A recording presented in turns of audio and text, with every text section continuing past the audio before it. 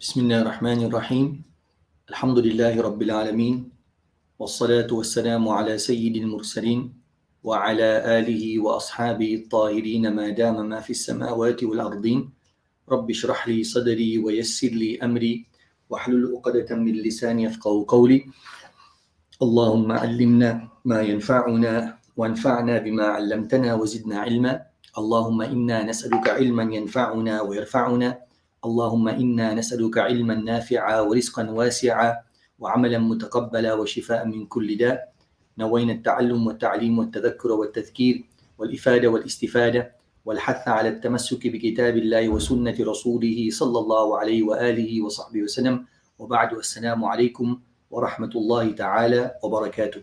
One moment.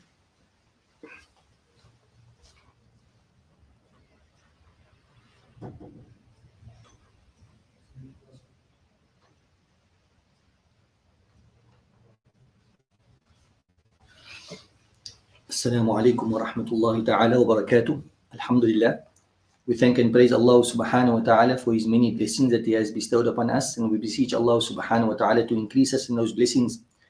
Alhamdulillah, by His grace, we have been reading through some notes that I've made in the form of this particular booklet, المعاملات الإسلامية تصورها وتطبيقها المعاصر. We're looking at Islamic contract law, something which we engage in every day.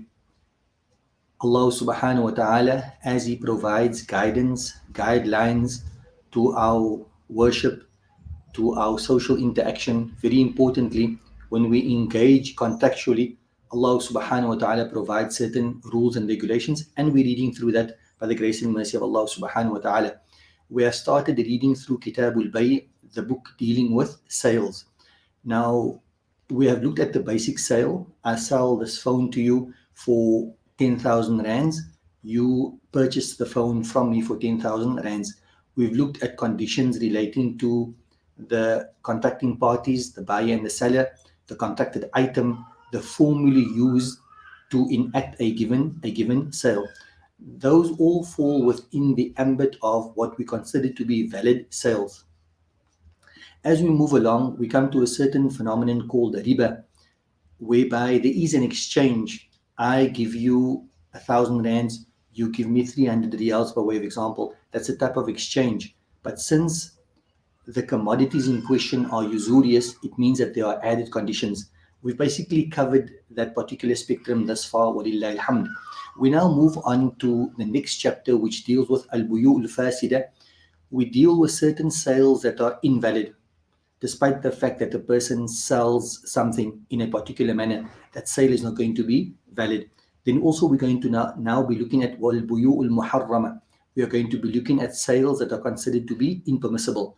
So we've did valid forms of sales, and now we're going to basically be looking at invalid forms of sales and impermissible sales. So let's read through the text بإذن الله سبحانه وتعالى. أيها الطالب الكريم, O noble student, هناك بعض البيوع نهى الله ورسوله عنه. There are certain types of sales that Allah and His Messenger has prescribed. In other words, they are not permissible sales. وهذا النهي الوارد عن الله ورسوله إما أن يعود إلى نفس البيع وعينه فيفسده أو يعود إلى معنى مجاور للبيع فيحرم البيع ولا يفسده. أما الأول فيسميه العلماء بالبيع الفاسد. So what we have over here is, when we look at a particular sale, we find that there's a prohibition. Now, when that prohibition, when it relates to the sale in and of itself, then that particular prohibition is going to invalidate the sale. Alternatively, sometimes we find there's a prohibition. That prohibition doesn't relate to the actual sale in and of itself, but rather it relates to something circumstantial. Then in that particular instance, the sale is going to be impermissible, albeit valid. Now allow me to give an example in that particular regard, bi'idhnillah subhanahu wa ta'ala. A very clear and very simple example would be when a person trades at the time of Jumu'ah. So we know it is very clear, it is abundantly clear in terms of the Quran. Allah subhanahu wa ta'ala tells us, وَذَرُوا الْبَيْعِ. When the mu'adhin calls out, when the nida is made, when the call out is made to come towards the Jumu'ah prayer, then in that particular set of circumstances, we should be leaving off everything. Explicitly, the Quran talks about a sale. We should be leaving off the sales and we should be heading towards the masjid. So the question now, is it permissible to trade at the time of Jumu'ah? Absolutely not. In other words, it's a prohibition. Okay. This prohibition, what is it directed at? Is it directed at the sale, or is it directed at the circumstances? So clearly we see there that it is not related to the sale in and of itself, but rather it is related to the circumstances. The reason why you are prohibited from trading is not because trading in and of itself is impermissible. It is because the time that you find yourself in. So the prohibition doesn't relate to the. Just give me one moment, inshallah.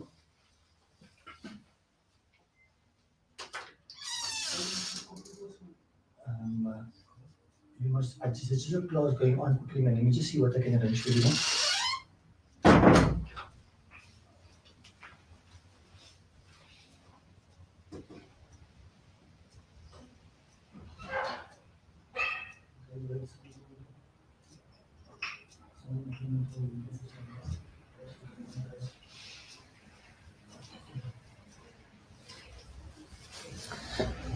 Assalamu alaikum. Do excuse me that we have quite a bit of interruptions today. So we were looking at the sale at the time of Jumu'ah. We're looking at the sale at the time of Jumu'ah. So we have certain sales, they are prohibited. Now, there are sales that are prohibited. Now this particular prohibition, it either relates to the sale in and of itself, or it relates to a circumstantial phenomenon. What we are talking about, the example that we've given to illustrate this particular point would be the example of trading at the time of Jumu'ah. So all of us agree that it is not permissible to trade at the time of Jumu'ah. It is haram to trade at the time of Jumu'ah. Should a person engage in a sale at the time of Jumu'ah, what happens? That sale is considered to be haram, and Allah subhanahu wa ta'ala will hold that person responsible for engaging in something at the time of Jumu'ah which he was not supposed to be engaging in. So now we look at the meaning of the term haram. What does the term haram mean? The term haram means ما يعاقب على فعله ولا ما يعاقب على فعله. That if a person does it, he will be punished for it. If a person does it, he will be punished for it. وَيُثَابُ عَلَى تَرْكِهِ, and a person will be rewarded for omitting it. That's the meaning of the term. That's the meaning of the term haram. So we must be abundantly clear in terms of the ruling of trading at the time of Jumu'ah. There's no difference. Everybody says that trading at the time of Jumu'ah is haram. And that is very important for us to understand and appreciate, number one. So trading at the time of Jumu'ah is haram. The next question, however, that we ask ourselves is that, look, the prohibition, does it relate to the sale in and of itself? Or does the prohibition relate to something related to the sale? So clearly we can see that a sale, if you look at the sale, for example, let's just imagine it's a time of Jumu'ah now, and I sell this glass of water to you. So I sell it to you for R2.50. So is this a valid commodity? Yes, it is. I hand it over to you and you give me the R2.50. No questions asked. Do I have contractual capacity? Yes, I do. Do you have contractual capacity? Yes, you do. There's no question about the sale itself in terms of the contracting parties, in terms of the formulae, in terms of the commodity and all of those things. But what is happening? We happen to be the circumstances. We happen to be trading at the time of Jumu'ah. So what we are doing is haram, but that doesn't impact in terms of the validity of the sale. So despite the fact that I'm selling you a glass of water at the time of Jumu'ah, when both you and I are supposed to be in the masjid, the sale is going to be valid, albeit what we're engaging is considered to be haram. And that is basically an example in terms of a sale which is haram as opposed to a sale which is fasid. So I've sort of like jumped the gun again in terms of explaining and giving you an example. May Allah SWT grant us the understanding. And my apologies once again in terms of the interferences in today's class. These things happen. May Allah subhanahu wa ta'ala anchor us and keep us steadfast in terms of focusing on those things which are important.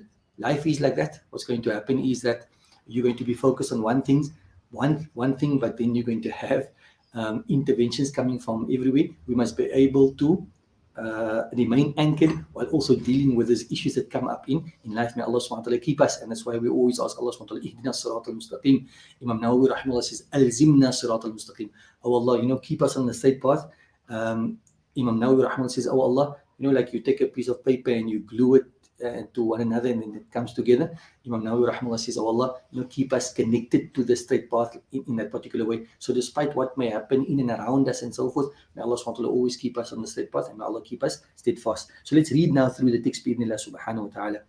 والفاسد في البيع الذي هو نوع من المعاملات ما لا يترتب عليه آثاره.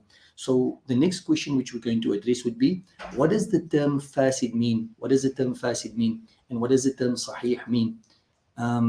Again, here to probably be a good idea that when we look, if I say fasid and you say invalid, so that's a good translation, but what does invalid mean? So let's just look to the meaning of the word fasid. What does fasid mean? Fasid means that لا يترتب عليه آثاره. The consequences do not follow. Now let's consider a valid sale. I sell this water to you for 2.50. You purchase from me, you give me the 2.50 and you take the water. So what happens now?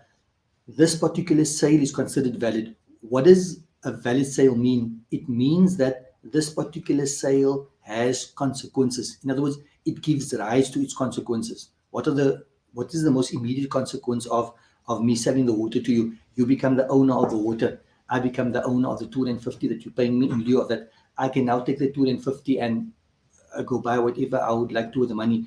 The issue of liability, this now becomes yours. You are the owner. You are liable for it, etc., etc.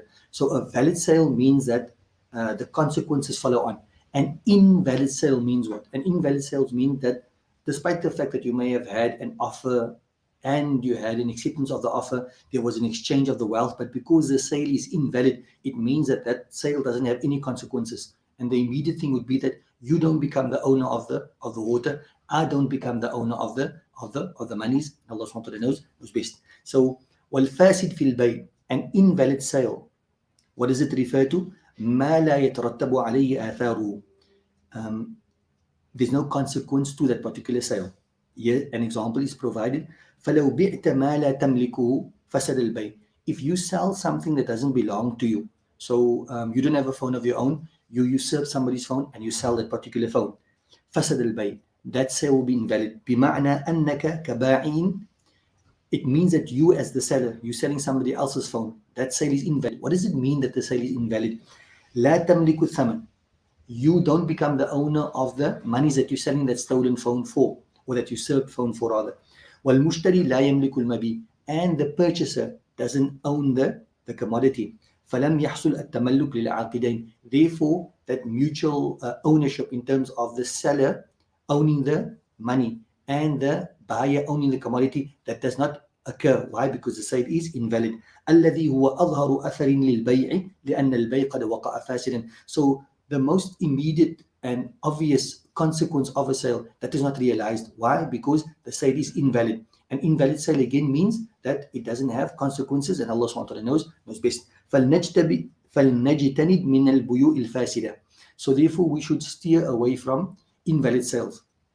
First of all, we should be asking ourselves before I enter into a sale, is the sale valid or not? Now, وَلْنَحْرِصْ عَلَى إِنْإِقَادِ بُيُوئِنَا صَحِيحَةً. We should also be avarice. We should be particular. We should be careful. We should take every measure to ensure that our sales are valid. وَالصَّحِيحْ مِنَ الْبَيْعِ. So a sahih sale, as I explained earlier on, would refer to such a sale وَمَا يَتَرَتَّبُ عَلَيْهِ آثَارُهُ مِنَ التَّمَلُّكِ وَغَيْرِ ذَلِكَ. It is such a sale that gives rise to its consequences. The moment a sale doesn't give rise to consequences, it means that the sale is invalid, or you could apply that vice versa, and Allah subhanahu wa ta'ala knows best. So now we're going to go through a few examples bi'idhnillah subhanahu wa ta'ala of al-buyu' al-fasida. We're going to be looking at a few examples of invalid sales, al-buyu' al-fasida. نجد أيها الطالب الكريم أن رسول الله صلى الله عليه وسلم نهى عن بيع حبل الحبلة وكان بيعا يبتاعه أهل الجاهلية. So we find now you want to know what is an invalid sale. In other words, that sale has no consequences. What is an example of an invalid sale? We find that the Prophet ﷺ prohibited the sale of habil al-habla. It was a kind of sale that the people of Jahiliyyah, the pagan Arabs, that they used to engage in. What does it amount to? كان الرجل يبتاع الجزور إلى أن تنتج الناقة ثم تنتج التي في بطنها. Now this might sound very unique, but we have a replica for it in today's time as well. What does حبل الحبل mean? حبل الحبل. We find you have an animal, and the animal is pregnant, for example, like a she-camel. So what happens to the she-camel? The she-camel is going to give birth to a camel. That camel is going to be impregnated. Now, not the she-camel, not the unborn baby, the baby that's going to be born from the unborn baby. In other words, this person is buying almost like the lineage of this animal. Is that sale valid? The Prophet ﷺ prohibited it, and it's considered to be an invalid sale. So this type of sale, the person says, I gave you the money and now become the owner. We say no, that sale is invalid from the outset. So what are you purchasing? You're not purchasing the she-camel. The she-camel is pregnant. That must be a she-camel, and in turn that she-camel is going to fall pregnant, and you buying the baby of the unborn baby within the belly of that particular she-camel. That is not going to be valid. ووجدت أن الطلاب يضحكون على بعض صور البيوع الفاسدة التي كانت رائجة شائعة في الجاهلية وهو فعلا مضحك مثل المنابذة والملامسة والحصاد. I found sometimes that when one was explaining these particular issues in class, and the students, they would be amazed at the people actually enact sales like this. So it would elicit a smile, or it even cause certain of the students to laugh. And in reality, if you look at some of the sales, it was pretty ridiculous in terms of the type of contractual risk related to the sale. And here are a few examples, like whatever you touch, a person enters into a particular room, and then the rules is, look, we have a rule in terms of when you walk into a store, and a person says, look, if you touch it and then you break it, and then you're responsible for it. That is to be understood. So in other words, be very careful when you enter into a store and you handle the goods. It might be precious goods, it might also be fragile. So you must be very careful in terms of your handling that you can understand. Another thing of mulamasa would be, according to one tafsir of mulabasa, or one ta'wil, one explanation of mulamasa, is that when you enter into a shop, then the moment you touch the goods, so the moment you touch the goods, it is considered as sold to you. Or alternatively is that when you say, I have a right in terms of the contractual setting, and then the moment you touch the goods, and then that particular right falls away. In other words, after that particular point, you don't have the right to rescind on that particular contract. So there were sales conducted at the time of Jahiliyyah like this, that would cause a person to be astounded. Was this the type of sale that people had at the time? ولكن الجاهلية الحديثة التي نعيشها لا تختلف جوهريا عن الجاهلية القديمة. But we find that perhaps in today's time, the same thing happens, but because it's there's a veneer of sophistication on the, we consider it to be valid. But certain contracts, not all contracts, but certain contracts are such that if we look at it, it is really invalid from the outset. Why? Because of the contractual risk related to it. So we find currently that there are certain contracts, it maybe differs in terms of sophistication, but the essence of the contract, it contains the same amount of contractual risk, so therefore it will be considered as invalid, and Allah subhanahu wa ta'ala knows best. إلا أن على صورة الجاهلية الحديثة لطلاوة من أنواع التزييف المتلألئ والتخبيء الخافي والتعقيد المتفنن.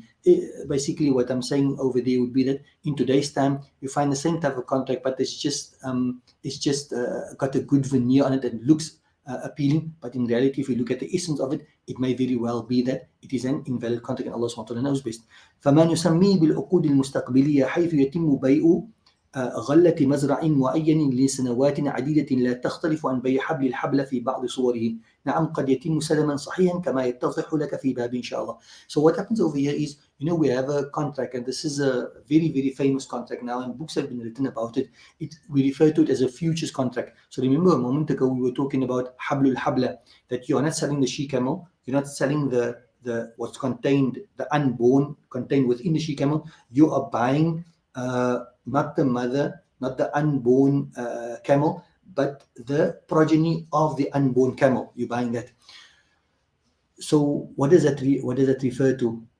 In a certain way, it could be very much likened to a futures contract. And a futures contract is what we consider to be impermissible. What is a futures contract? You find that there are certain contracts that you can have a commodity. If we look at just in general, what happens with contracts is you have the commodities present. I sell you the commodity, I give you the water for 250. You give me the 250, I give you the water. In the story, no questions asked, completely valid. Next situation would be that I give you the water now, I sell it to you now, but you're going to pay me next week on Monday, by way of example. Would that be valid? If you notice, the difference now is that the water is here, but I'm getting the money at a later stage. So in other words, the price is deferred. In other words, the credit, what we know as a credit transaction. Would that be valid? Absolutely, no questions asked. Alternatively, what could happen is you give me the money now, then I'm going to produce the water at a later stage. All three of those situations would be valid, because at the point of sale, what you have is you have either both the commodity and the counter value is there, or the commodity or the counter value respectively would be present.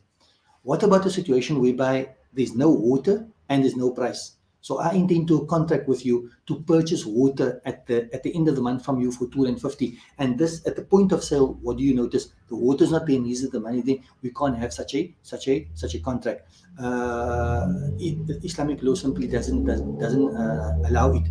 So if we look at the example of hablul habla, and just imagine that the person is not going to pay now. He says, look here, when that unborn camel grows and then gives birth, and at that point I'm going to buy the unborn calf from you. If that's the structure, then it's exactly the same like a futures contract. Right? If it is that the person is paying now, then it's possible that we can structure it as a forward buying sale, as a forward buying seller, as we will come to learn later. But we're not focusing on the forward buying aspect of it now. Forward buying aspect is the Islamic alternative, or for us the alternative to a futures contract. Is fundamentally different, but it can also cater to the same need from a certain perspective. But a strictly futures contract, whereby we agree now to sell and buy something in the future, and there's no exchange of commodity at the point of sale, neither the counter value or the commodity, that is not going to be considered valid, and Allah SWT knows best. Now, the next issue which we are looking at would be asbul fahli. Again, another fairly common, depending, maybe you and I run of the mill, living in the modern society that we live in, we might not have exposure to this, but quite a few of the brothers actually who are involved in some sort of livestock farming, they're involved in this type of phenomenon, and it's called asbul fahli. Can we have this type of sale, or is it considered to be invalid? This is the second heading, and this talks to invalid sale, asbul fahli. What does this refer to? أيها الطالبون ترددت بين أن أذكر هذه المسألة أو لا أذكرها. Oh, noble student, I was in between mentioning this particular issue or not mentioning it. I thought, do we mention this as an example or not?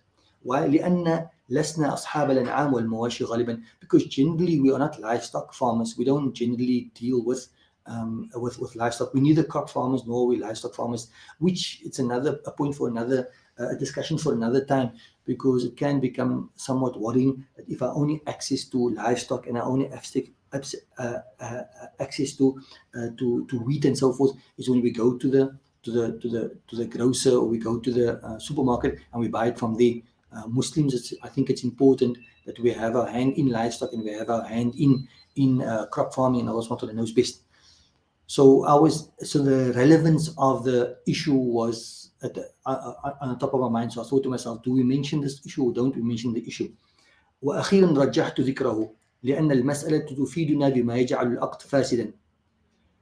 And finally, I gave preference to mention this particular issue. Why? Because this issue تفيدنا بما يجعل العقد فاسدا. It gives us the benefit of what makes a contract invalid. ويبين لنا كيف الحل للين المراد من باب آخر. And also it provides us, it's a practical example of whereby one thing is prohibited, like in other words, this sale is going to be considered invalid, but that invalid sale actually has there's an efficacy to it, there's a benefit to it. So if that is invalid, in other words, and it's not permissible, that sale is not going to work. So how do you get to achieve the same objective which you wanted to get via that invalid contract that you had? And I think this is an important point, and that ultimately got us to mentioning it.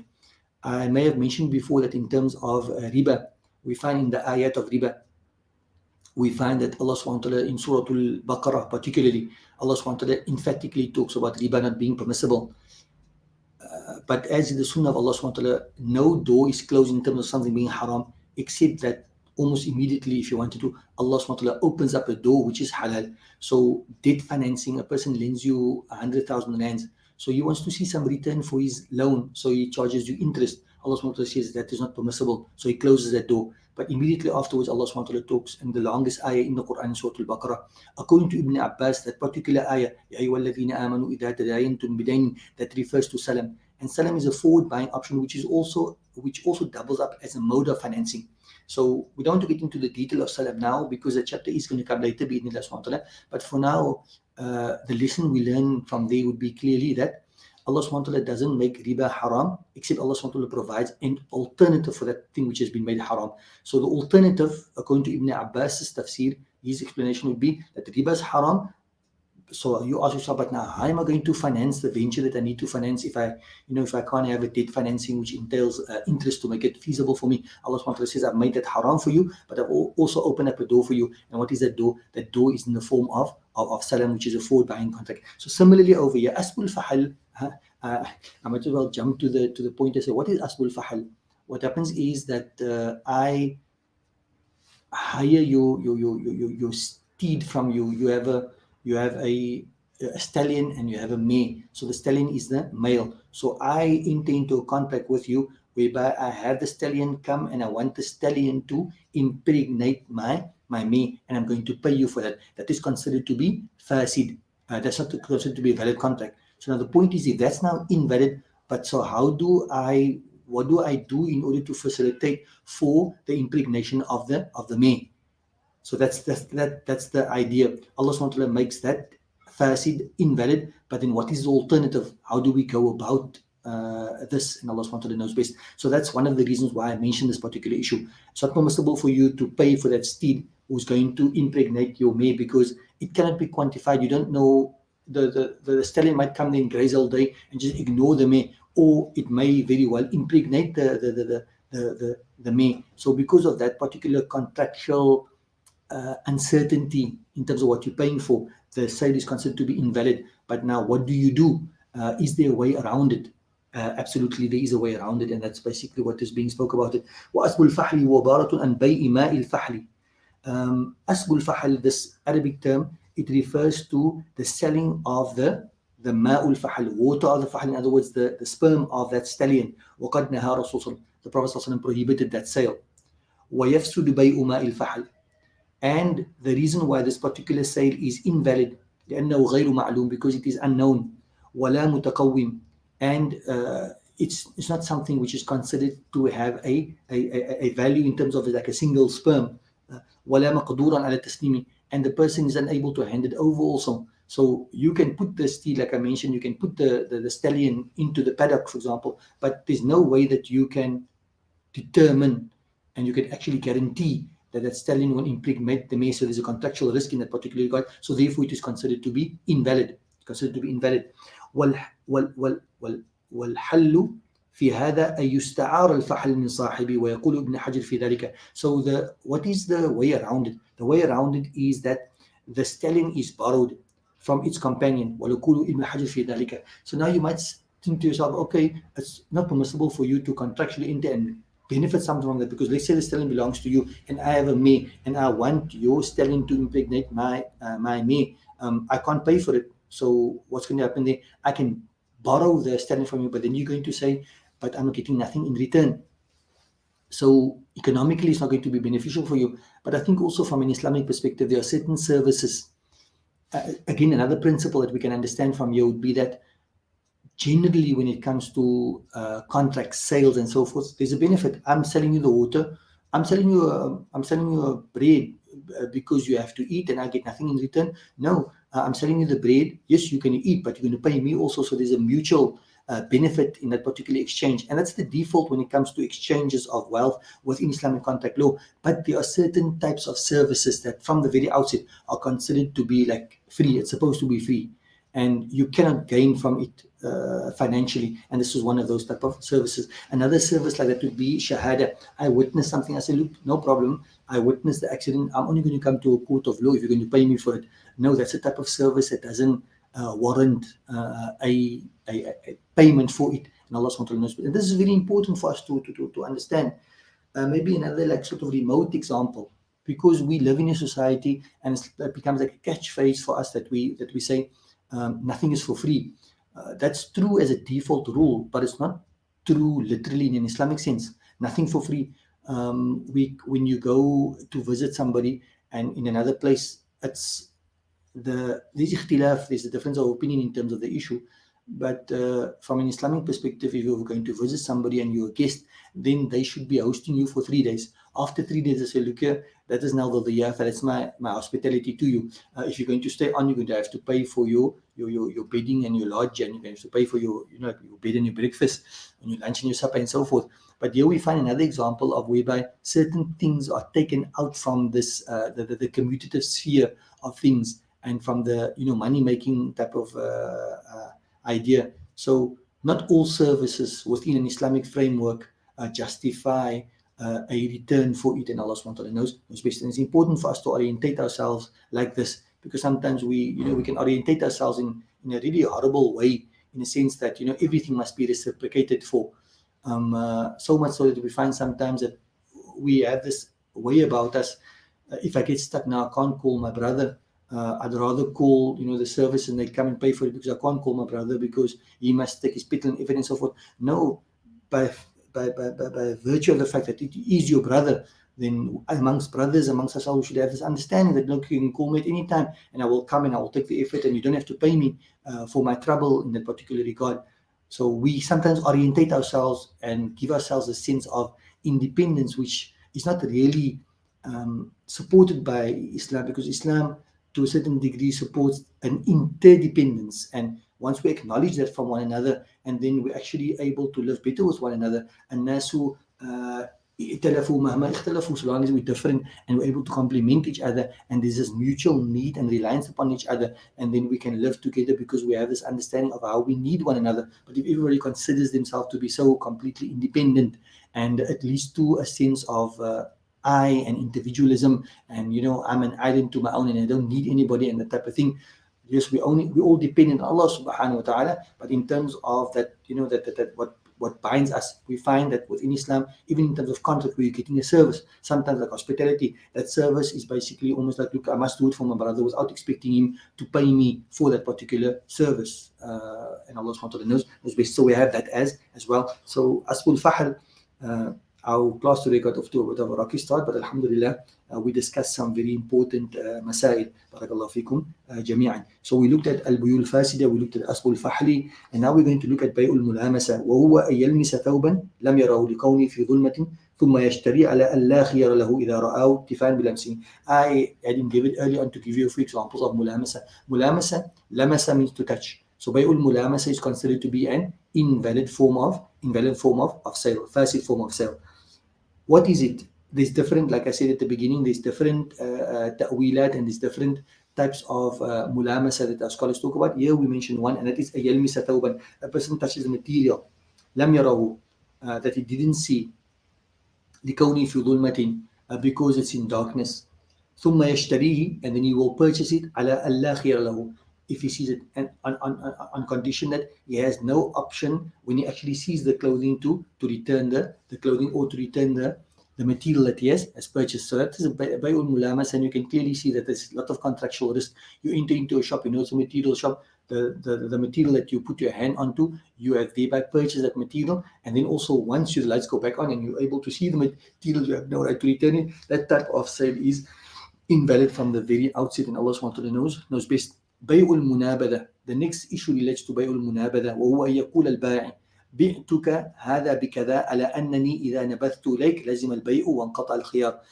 When the seller says to the buyer, I hereby sell, so let's say I have another piece of material with me, I hereby sell you this material on condition that when I throw it to you and you catch the material, then you have purchased the material and you have no option to rescind from the sale. You must buy it. That is also a type of sale which is considered to be invalid from the very outset, and Allah SWT knows best. The next type of invalid sale would be بيع الحصاد, وهو يقول البائع بعتك من هذه الأثواب ما تقع عليه الحصاد.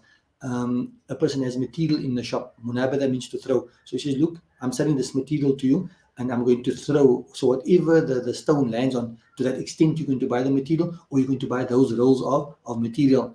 Again, for the commodity to be determined by the throwing of stones is not considered to be valid, and Allah SWT knows best.